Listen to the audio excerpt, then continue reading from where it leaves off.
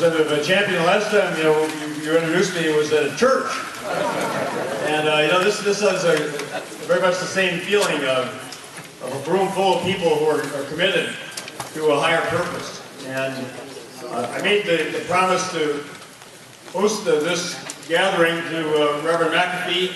You said quite some time ago in your church, Reverend, and when you make a promise to a preacher, you better keep the promise, right?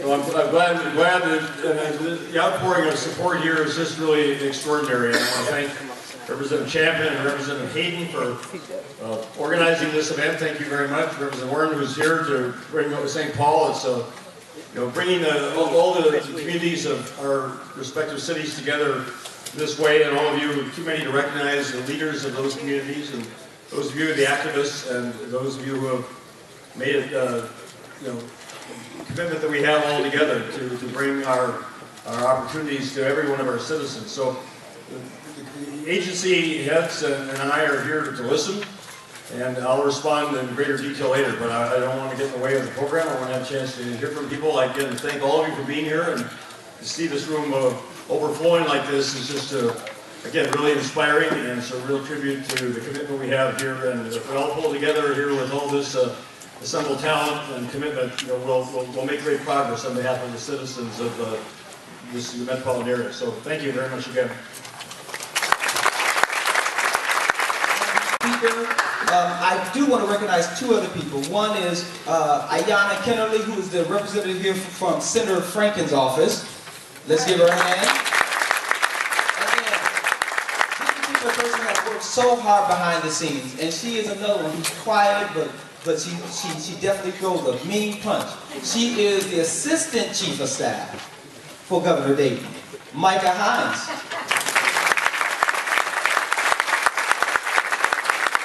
So with that, we are going to start.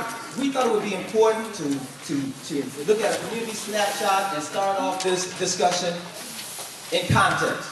This particular person hails from California, South Central to be exact. She is also a professor at the St. Thomas University Law School. Please welcome none other than Professor Nakima Levy-Pounds.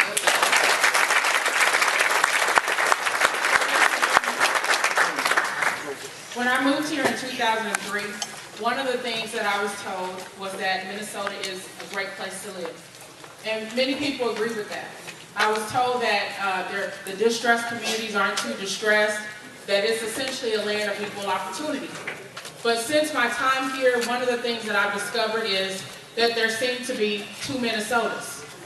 One black, one white, both separate and unequal. Be critical if we are going to change the situation is to be deliberate in what we decide to do. We cannot take a one-size-fits-all approach. So I'm just going to run you through some of the key quality of life indicators that impact African Americans here in Minnesota. In income, employment, education, poverty, housing, and home ownership. In terms of the income disparities, I was shocked when I saw this, that the median income for white families is almost $60,000 versus about $27,000 for black households in Minnesota. That's nearly a $30,000 gap. There's a lot you can do with $30,000, right? In terms of the unemployment crisis, many of you have seen the report by Algernon Austin and also the series that's being done by the Star Tribune on this issue of the unemployment crisis. I'm calling it a crisis because that's what it is. We have to ring the alarm about this nearly 14% gap in unemployment between white Minnesotans and black Minnesotans. And even when you look at the unemployment rate for our youth, it's about 50% nationally. So if these statistics are any indication, our unemployment rate for black youth could be even higher in Minnesota than what's happening across the nation. Again, that's a cause for concern. If you're unemployed, you cannot feed your family. If you cannot feed your family, how can you think about housing, education, et cetera, et cetera? In terms of our educational disparities, we see here nearly a 40% gap in the graduation rates between African Americans and Caucasian youth. Houston, we have a problem. We need to figure out how are we going to make sure our kids graduate from high school. If they don't graduate from high school, how are they at this point even going to be able to get a job paying minimum wage? Because now everybody's saying you need a college degree even to make a decent living. So if there's a 40% education rate, we may as well begin to plan for more prisons, because that's what's going to happen if we don't address this disparity. In terms of poverty, we see a huge gap in the rate of poverty.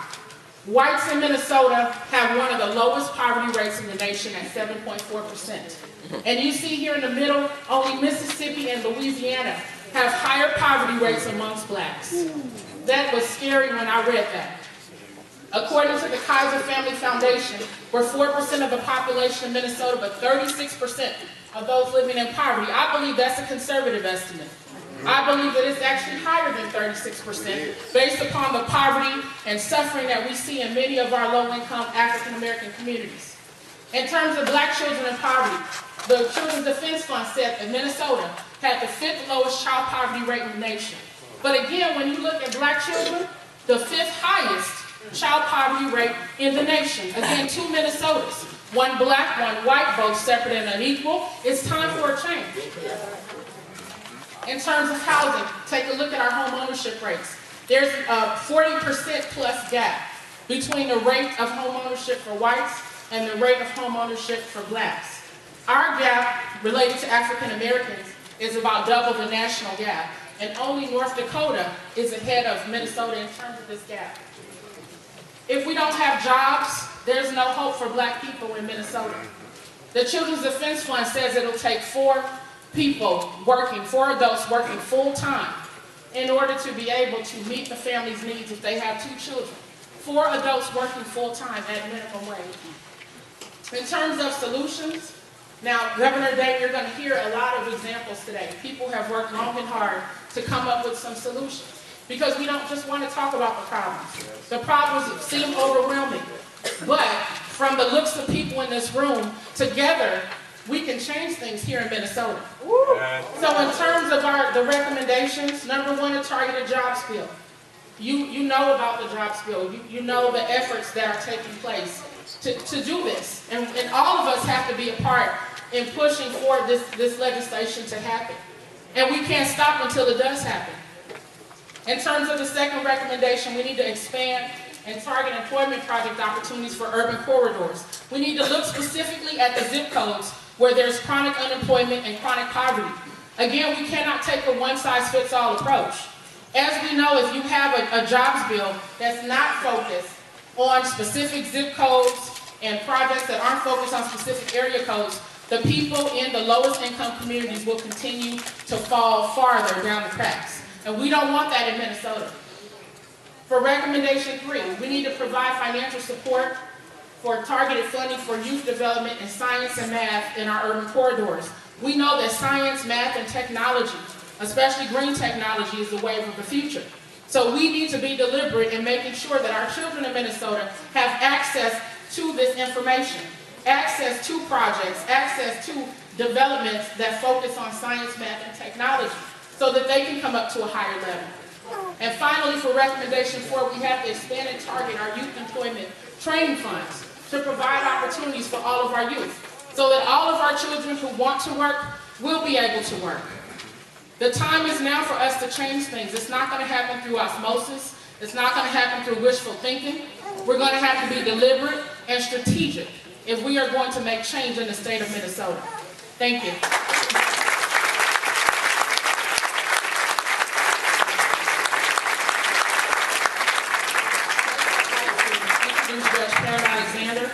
Who has been a pillar in our community, and she is also currently the president of the Council for Crime and Justice. Please give her another hand.